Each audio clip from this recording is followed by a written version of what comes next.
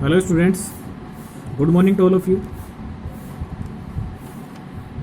देखिए आपकी एक्सरसाइज 4.2 में आज जो फर्स्ट क्वेश्चन था उसमें थर्ड पार्ट है, उसको ले रहे हैं। आपसे बोला गया है कि समचतुर्भुज BEND की रचना कीजिए जहां BN 5.6 सेंटीमीटर और DE 6.5 सेंटीमीटर है। आप इसमें ध्यान से देखें, समचतुर्भुज BEND में BN की बात करें तो BN विकर्ण है। ऐसे ही DE की बात करें DE तो ये भी विकर्ण है। तो समचतुर्भुज की रचना करना जबकि आपको विकर्ण दिए गए हों तो ये कैसे होता है?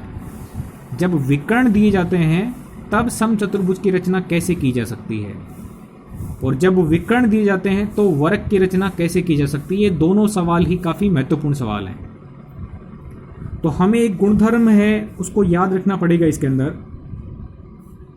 समचतुर्भुज में चारों भुजाओं की लंबाई समान होती है, ठीक है, लेकिन आपको भुजाएं दी हुई नहीं है, केवल विकर्ण दिए हुए हैं। तो विकर्ण का गुणधर्म इसमें काम आएगा कि समचतुर्भुज में जो विकर्ण होते हैं वो एक दूसरे को 90 डिग्री पर समद्विभाजित करते हैं। यानी विकर्णों के बीच में कोण 90 डिग्री बनेगा। बड़े वाले विकर्ण के दोनों भाग समान होंगे और छोटे वाले विकर्ण के भी दोनों भाग समान होंगे। यानी विकर्ण एक दूसरे को लंबवत समद्विभाजित करते हैं। विकर्ण एक दूसरे को लंबवत समद्विभाजित करते हैं। तो जैसे मान लो इसी का नाम ये हो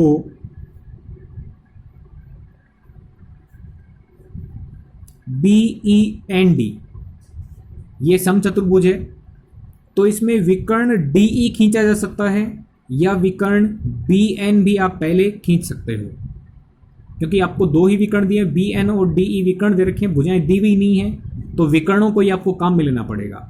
तो या तो आप DE विकर्ण खींच लेंगे या BN विकर्ण खींच लेंगे।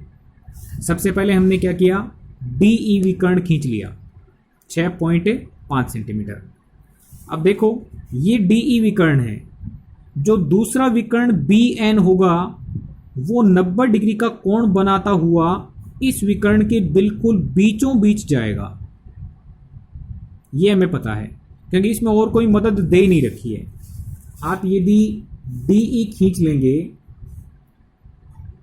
अब आपको BN विकर्ण खींचना है, तो BN विकर्ण होगा वो 90 डिग्री पर दो बराबर टुकड़े बनाएगा, ठीक है।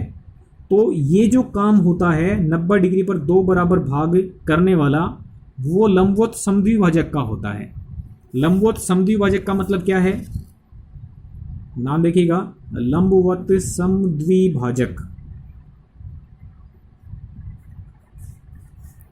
लंबवत का मतलब है 90 डिग्री पर, समद्विभाजक का मतलब समान दो भाग करने वाला।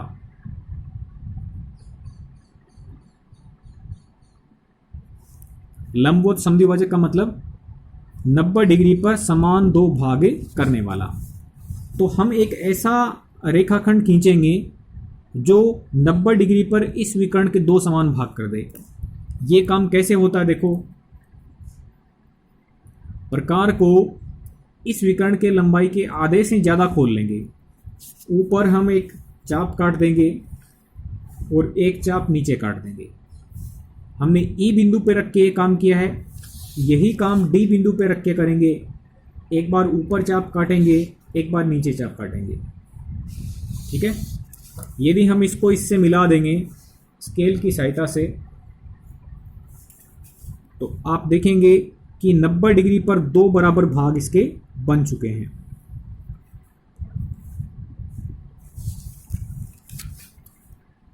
ये जो आपने खींचा है इसी का नाम होता है लंबवत समद्विभाजक, क्योंकि इसने 90 डिग्री पर दो बराबर टुकड़े बना दिए, ठीक है।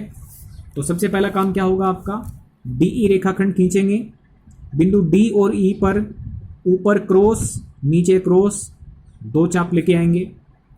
दोनों से मिलाते हुए XY नाम का लंबवत समद्विभाजक खींच लिया। अब ये जो लंबवत समद्विभाजक है इसी पर ऊपर एन होगा, नीचे बी होगा। अब कितनी दूर होगा इस बिंदु से?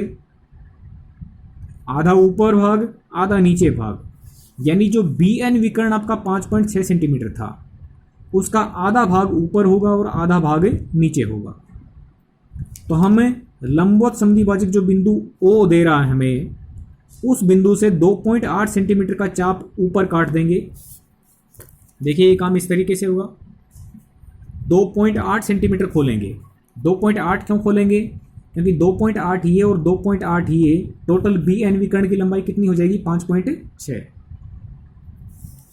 तो 2.8 इसको खोल के लंबवत समद्विभाजक पर ऊपर कट लगा देंगे और नीचे कट लगा देंगे। ठीक है, ये लंबाई हो गई 2.8 सेंटीमीटर यहाँ से यहाँ तक, और इस बिंदु से यहाँ तक भी 2.8 हो गई। तो 2.8 मिलकर टोटल 5.6 सेंटीमीटर हो गई। ठीक है, अब यदि हम इसको मिला दें, इससे इसको मिला दिया, इससे इसको मिला दिया, इससे इसको मिलाया और इसको इससे मिलाया, तो आप देखेंगे बी बिंदु यहां पे बी ई एन डी, ये आपका एक समचतुर्भुज बन गया। आप इसको इस तरीके से देख सकते हैं, बी ई एन डी। ठीक है, ये समचतुर्भुज इस साइड में झुका हुआ है। ठीक है, ये समचतुर्भुज है वो इस साइड से झुका हुआ है। तो आप किसी भी तरीके से इसको देख सकते हैं, हमें कोई सा भी एक विकर्ण पहले खींचना पड़ेगा। ये भाग है, इसकी लंबाई 2.8 सेंटीमीटर है, ये भी 2.8 है, टोटल विकर्ण की लंबाई 5.6 हो गई। ये डीई विकर्ण था, इस डीई की टोटल लंबाई कितनी थी? 6.5 सेंटीमीटर। तो इसकी रचना के पद क्या होंगे? सर्वप्रथम रेखाखंड डीई 6.5 सेंटीमीटर खींचा, प्रकार की सहायता से जो डीई था विकर्ण, उसका लंबवत समद्विभाजक एक्स वाई खींचा। देखो ये जो लंबवत समद्विभाजक होता है इसका कोई न कोई नाम देना है, तो ऊपर बिंदु एक्स रख दिया और नीचे इस के पास वाई रख दिया। ठीक है, एक्स वाई, ये हो गया लंबवत समद्विभाजक। तो लंबवत समद्विभाजक का क्या नाम रखा? X Y. और ये लंबवत समद्विभाजक डीई को कहां पर मिल रहा है? ये किसी बिंदु पर मिल रहा है, इस बिंदु को मैंने ओ नाम दिया है, जो डीई को ओ पर काटता है। ये हमने लंबवत समद्विभाजक क्यों खींचा है? हम जानते हैं कि समचतुर्भुज में विकर्ण होते हैं वो एक दूसरे को लंबवत समद्विभाजित करते हैं, और इसीलिए हमने ये लंबवत समद्विभाजक खींचा है। ठीक है, तीसरा पॉइंट क्या बनेगा? लंबवत समद्विभाजक खींचने के बाद में आपने क्या किया था?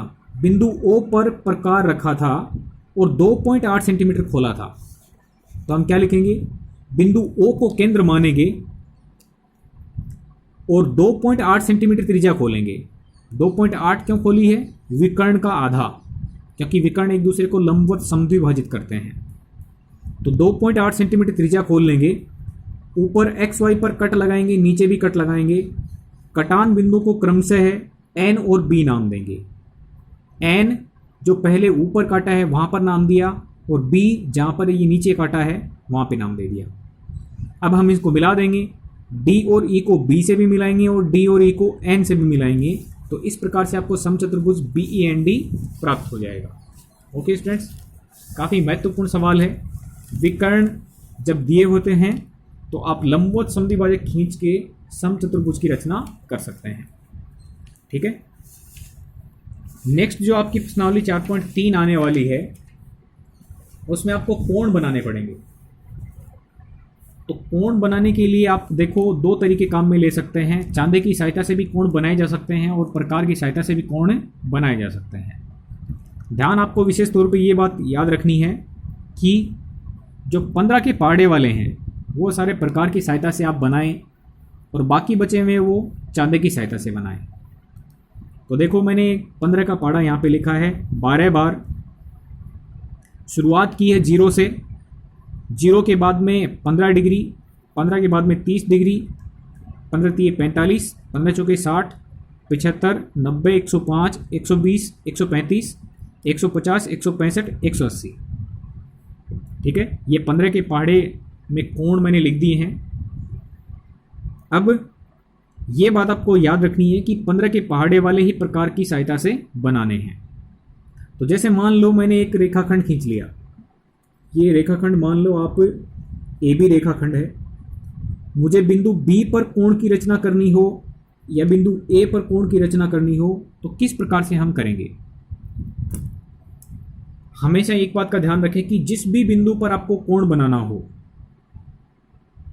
तो आप प्रकार को हमेशा जो भुजा है उसी से लेकर के उसको घुमाना है। हम प्रकार को इधर से भी घुमा सकते हैं, ठीक है, लेकिन एक कन्वेंशन बना लें कि आपको इस साइड से ही घुमाना है जहां से पहले से भुजा खींची गई है। बिंदु ए पर कोण बनाना है तो इधर से इसकी शुरुआत की, मतलब ये कोण हो गया कितना, 0 डिग्री। शुरुआत वाला कोण कितना है, 0 डिग्री। फिर प्रकार को आपको उतना ही खुला रखना है। ये हमने प्रकार घुमा दिया, उल्टी साइड से भी थोड़ा ज़्यादा ले गए उसको, ठीक है, उल्टी साइड लगभग यहाँ तक है, उससे भी थोड़ा इसको आगे बढ़ा दिया। प्रकार को उतना ही खुला रखना है, 0 डिग्री पर रख के और पहला कट लगाएंगे, वो कट होगा 60 डिग्री का, ठीक है। तो 0 डिग्री के बाद में हमने कौन सा कोण प्राप्त किया, 60 डिग्री। फिर 60 डिग्री से उतना ही प्रकार खुला रखें, जो दूसरा चाप लगाएंगे वो चाप होगा आपका 120 डिग्री का। तो हमने 120 डिग्री का कोण प्राप्त किया। 120 से भी यदि हम आगे कट लगाएं तो ये यहाँ पर कटेगा, ठीक है। ये कोण यहाँ पर 180 डिग्री का हो जाएगा, ठीक है। यदि मुझे 0 डिग्री की बात करनी हो तो मैं इस केंद्र वाले बिंदु को 0 से मिला दूंगा, 0 डिग्री कोण की रचना हो गई। यदि 60 डिग्री वाले बिंदु से मैं इसको मिला दूं तो 60 डिग्री का कोण तैयार हो जाएगा। 120 डिग्री वाले बिंदु से इसको मिला दूं तो 120 डिग्री का कोण तैयार हो जाएगा। 180 डिग्री वाले बिंदु से इसको मिला दूं तो 180 डिग्री का कोण तैयार हो जाएगा। तो आप एक बार में देखो 4 प्रकार के कोण बना चुके हो, 0 डिग्री, 60 डिग्री, 120 डिग्री और 180 डिग्री, ठीक है। एक बार आपको चाप काटना है, 0 से 60, 60, 120, 180, 4 कोण आपके बन चुके हैं। अब देखें इनके बीच वाले कोण कैसे बनेंगे। जैसे आप देखें 60 और 120 के बिल्कुल बीच में 90 डिग्री है। 60 से एक कदम नीचे चलें तो 90 आएगा और 120 से एक कदम ऊपर चलें तो भी 90 आएगा। इसका मतलब 60 और 120 के बिल्कुल बीच में 90 डिग्री है। तो आप 60 वाला जो बिंदु है और 120 वाला बिंदु है, इन दोनों के बिल्कुल बीच में पहुंचना चाहते हैं तो ऐसे सीधे तरीके से नाप के नहीं आना है, क्योंकि ये चाप है तो इसको सीधे तरीके से नहीं नापा जा सकता है। 60 और 120 वाले बिंदु हैं, उनसे आप प्रकार क्या करेंगे, ऊपर लगा देंगे। 60 वाले बिंदु से भी चाप काट दिया और 120 वाले से भी चाप काट दिया, दोनों इस तरीके से यहाँ पे क्रॉस हो जाएंगे, मिल जाएंगे। अब इस क्रॉस वाले बिंदु से आप यदि केंद्र बिंदु को मिला देंगे तो सीधी खड़ी लाइन मिल जाएगी। सीधी खड़ी लाइन का मतलब ये कोण कितना हो गया, 90 डिग्री का। अब यदि इस चाप की बात करें तो ये बिंदु 90 डिग्री को व्यक्त करेगा। तो हमने क्या किया, 90 डिग्री के कोण की रचना कर ली। 90 डिग्री वाला इस चाप पर हमें बिंदु भी मिल गया। ये बिंदु काफ़ी महत्वपूर्ण है, 60 वाला बिंदु महत्वपूर्ण है। इस चाप पर जो भी बिंदु होगा कोण का, वही महत्वपूर्ण बिंदु है। अब देखो 60 और 90 की बिल्कुल बीच में मेरे को 75 डिग्री दिखाई दे रहा है, तो 60 और 90 की बिल्कुल बीच में 75 डिग्री का कोण बना सकता हूं। देखो कैसे बनेगा। 60 डिग्री वाला बिंदु है और 90 डिग्री वाला बिंदु है, तो इन दोनों के बिल्कुल बीच में मुझे पहुंचना है। तो आप क्या करेंगे, 60 वाले बिंदु से एक चाप लगाएंगे और 90 वाले बिंदु से भी एक चाप लगाएंगे। जब आप ऐसा करेंगे तो ये चाप आपकी इस तरीके से यहाँ पे मिल जाएंगे, ठीक है। दोनों चाप जहां मिले हैं वो क्रॉस पॉइंट है, उससे केंद्र बिंदु को मिला दें। तो देखिएगा 60 और 90 की बिल्कुल बीच में क्या मिलता है, 75 डिग्री। तो इसका मतलब इससे इसको मिलाने पर आपको कोण मिल गया 75 डिग्री का, ठीक है। 60 और 90 के बिल्कुल बीच में 75 आ गया। मैंने देखो बिंदु बी पर 30 डिग्री का कोण की रचना भी की है, तो कैसे किया वो देख लें। इस बिंदु पर प्रकार रखा, उल्टी साइड तक ले गया। शुरू में क्या मिलेगा आपको, 0 डिग्री वाला बिंदु। 0 से आप आगे बढ़ेंगे तो 60 का, 60 से आगे 120 का, 120 से आगे 180 का। 30 डिग्री की बात करें तो 0 और 60 के बिल्कुल बीच में 30 है। 0 और 60 के बिल्कुल बीच में क्या है, 30। तो देखो मेरे पास 0 वाला बिंदु है, 60 वाला बिंदु है। 0 और 60 के बिल्कुल बीच में मेरे को 30 मिलेगा। तो 0 वाले बिंदु से आप चाप काट लें और 60 वाले बिंदु से आप चाप काट लें। दोनों चाप यहां पे मिल जाएंगे। दोनों चाप जहां पे मिल रहे हैं उस बिंदु से केंद्र बिंदु को जब आप मिलाएंगे तो आपको ये कोण की किरण मिल जाएगी 30 डिग्री वाली। इसको कैसे दिखाएंगे, 0 डिग्री से 30 डिग्री तक की ये लाइन है, ठीक है। 75 डिग्री की बात करें तो 60 और 90 के बिल्कुल बीच में, जैसे मैंने 75 इधर बनाया था वैसे ही इधर बनाया है। तो इस बिंदु से यहां तक ये कोण कितना है, 75 डिग्री। 120 से इसको मिला दिया, ये पॉइंट कौन सा है, 120 डिग्री वाला। ये पॉइंट 180 वाला, 120 से मिला दिया तो 120 डिग्री के कोण की रचना हो गई। ओके स्टूडेंट्स, तो इस तरीके से आप प्रकार की सहायता से कोई भी कोण बना सकते हैं जो 15 के पाढ़े में हो आसानी से। चंदे से कोण कैसे बनेंगे ये देख लीजिएगा। जैसे देखो आप बिंदु बी पर कोणों की रचना की गई है। कोण कैसे देखे जाएंगे चांदे से वो एक बार देख लें। जो चांदे का ये बिंदु है केंद्र बिंदु, इसको आप बिंदु पे ही रखेंगे और ये जो रेखा है आधार रेखा, इसको आप इस आधार रेखा से बिल्कुल मिला देंगे, ठीक है, इस तरीके से। यानी चांदे की 0 डिग्री वाली लाइन है वो पूरी लाइन से मिल जानी चाहिए, केंद्र बिंदु उस बिंदु से मिल जाना चाहिए जहां पर आपको कोण बनाना है। अब देखो कोण किधर से 0 डिग्री माना जाएगा, 0 इधर भी लिखा हुआ है और 0 इधर भी लिखा हुआ है। मैंने आपको बताया था जिधर आपकी साइड होती है वहीं पे 0 डिग्री माना जाएगा। तो इसका मतलब ये 0 है वही 0 डिग्री सही है। तो आपकी गिनती किधर से किधर होगी, 0, 10, 20, 30, फिर 40, 50, 60, 70, 80, 90, उसके बाद में 100, 110, 120, 130, 140, 150, 160, 170 और 180।